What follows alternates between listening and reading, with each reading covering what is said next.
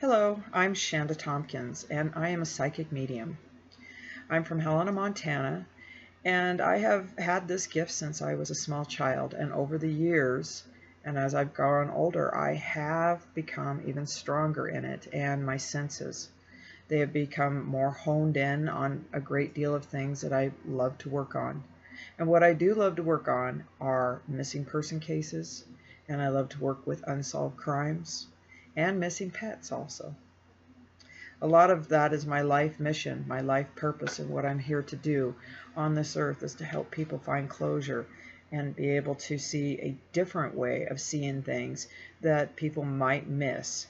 Because if you know astrology, my eighth house is loaded, and I would be an extreme detective in that sense, and I find it very fascinating when I go through that. I do experience what the person is experiencing. I can go into their energy and I'm feeling how they feel, what they're going through, and if a person passes, I feel very accurate on how they pass because I have to experience that with them. It's extremely exhausting at times when I go through these things for people, but it's for me to be accurate in order for them to understand how that works. Still hard for many people to understand how I tap into that. One of my cases that I worked on was this year in 2019, and I got a call from a friend. And in the western side of the state of Montana, there was a missing young man.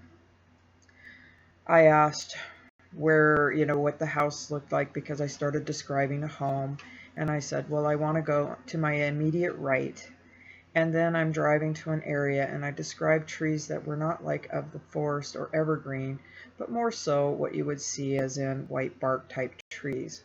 And I saw the truck parked down there, or the vehicle that this person was driving, and then explained to them that to go out from the vehicle from there and they would find him within that area.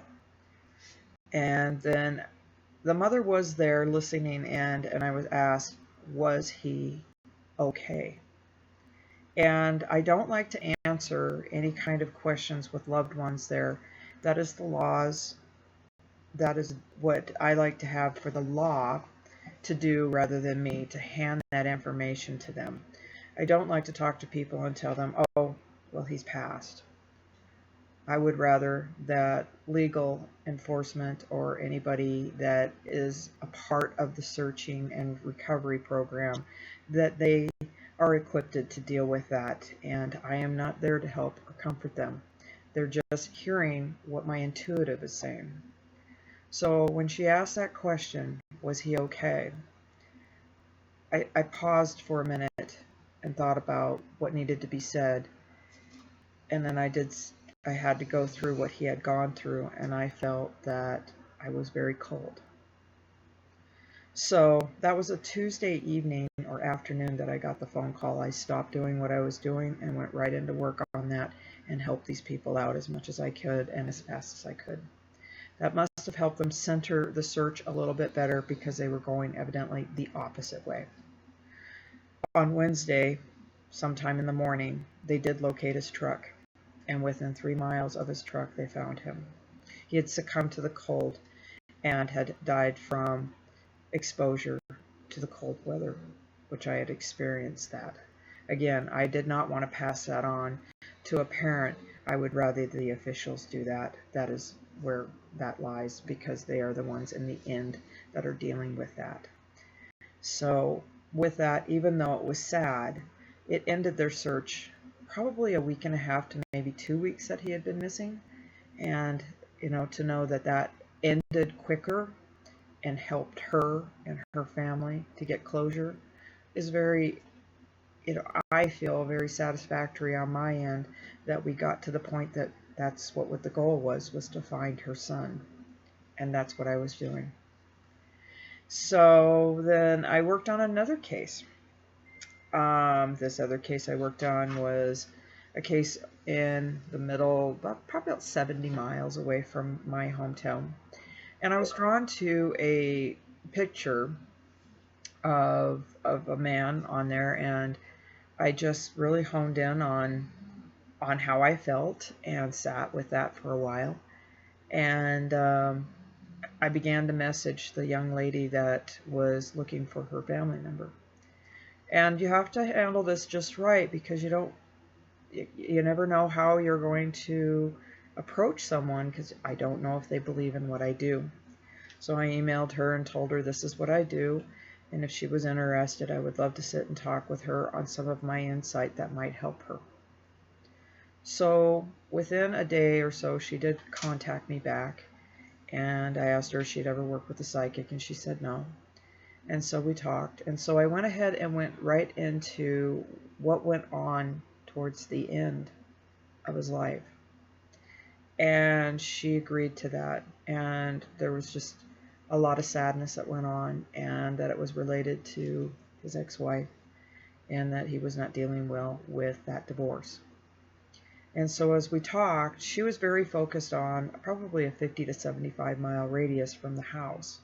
And I had to tell her, I said, actually, he's very close to the home. He's not as far as you think. I said, he's within very close range to that home. It's not a road that went there. He drove down to an area in the home area.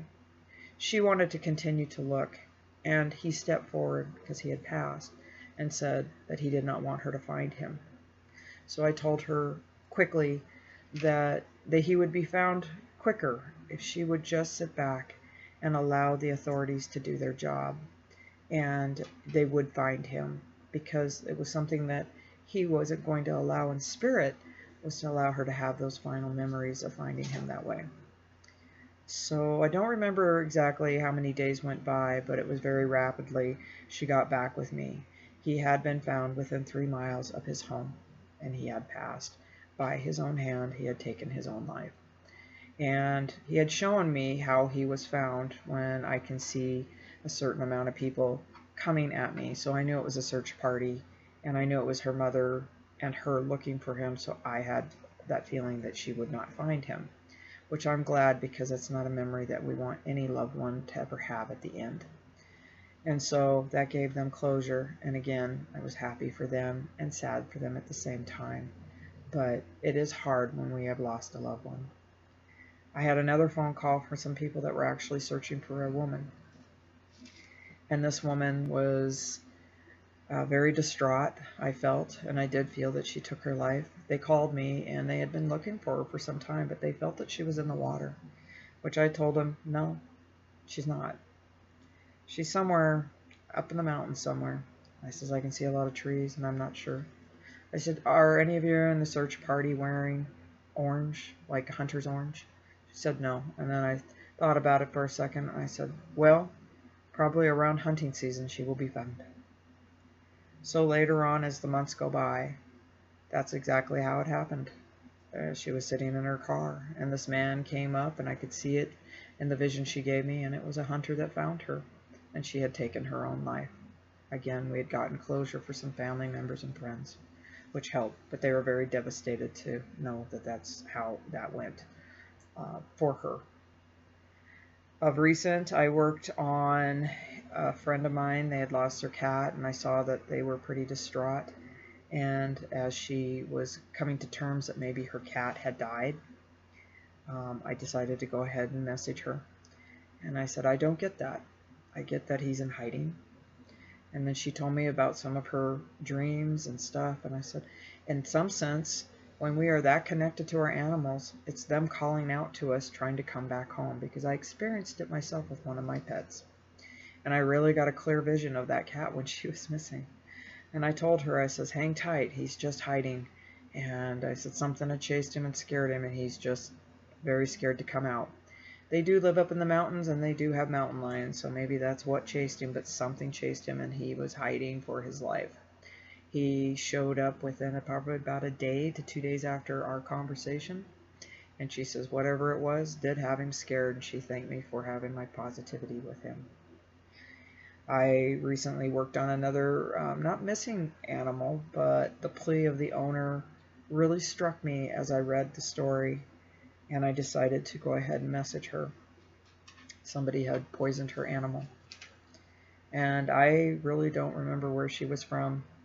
I described the home, which she said I was describing her home, And then I said, I want to go this direction and that direction and need to drive down to a certain area where it seemed a little bit less than kind of characters that would live there. Problem area with people, etc. Described a vehicle, etc. and a man, and I went into full detail on that. And so she took it upon herself to drive down that area, and she did find a truck that met my description. Though I cannot prove that he did that, they can, at this point, law can be watching this person because he probably will attempt to do this and escalate into maybe harming people because that's a proven factor. And for some odd reason, with that picture of that animal, I knew that I had to step in and say something so that they could catch this faster than allow this person to escalate beyond a point of no return where for him to actually probably harm a human being. So I sometimes I feel by spirit that I have to do these things, and when I'm driven that way, I need to listen to it because the times that I didn't listen to it when I was younger, I regretted it. I have the words of woulda, shoulda, coulda, and I won't have that anymore. But I am here to help with missing person cases, unsolved crimes. I love to work on them, and as they come in, there are some that I can help with, and there will be some that I won't be able to help with. And I'll go from there, but I have to work with people that really do know the person very well in order for me to get validation on what I'm hearing and seeing and feeling. And that is where I'm going with this. So I have decided to create a page and move more into a situation where I am helping people on a grander scale, and hopefully I can do my life purpose and this just becomes what I do in my life. I'm very excited to be able to launch this. I've worked on it basically behind the scenes for a number of years, and I'm told that I just need to come out with it, and I know that, and I am ready. And so with that said, I love, like I said, working on cases. I'm sure I will get a great deal coming at me right away, but I will work on the cases that call to me and when I feel it, and that's what I do when I'm sitting and looking at missing persons, and I work on those from time to time because it's very exhausting. People need to understand the time and energy it takes to get into that mode and feel what's going on. It's amazing. I also have worked on cases of people that have, become missing and we found them. My family is in search and rescue, and I have one that I still think about when I was younger, where my mom and them were looking for this one man, and she says they're just getting frustrated because he was older, and I says I see him in a very strong area where it came down so he could stay out of the wind and the cold because he wasn't dressed for it, and it had snowed, and the poor man was, out there, and they just thought for sure that they were going to have a recovery. And I told my mom when she had called me about that situation, I was like, well, he's okay, but my legs are really cold. Said his upper body's okay. He found an area to stay out of the wind so he wouldn't get cold. I said, but you won't find him. He will find you. So as they went on the search, they went down, walked by an area. They didn't look that way or investigate, so they kept walking, but they realized he hadn't gone that way. It was like, there's no way. Didn't see anything. Well, he had come out of the crevice that I had talked about, that area, walked out, found their footsteps, their footprints through the snow, and got onto their trail. And when they turned around, he walked right into them. In a sense, he found them. And the first thing he told my mom as she handed him something warm to drink, he said, my legs are very cold, and she remembers that.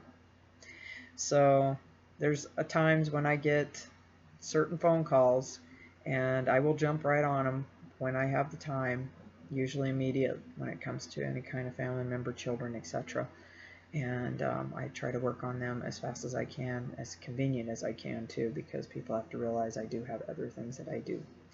So I'm excited to launch this and get this rolling and hopefully be able to help people, at least help them to move through difficult times through their life.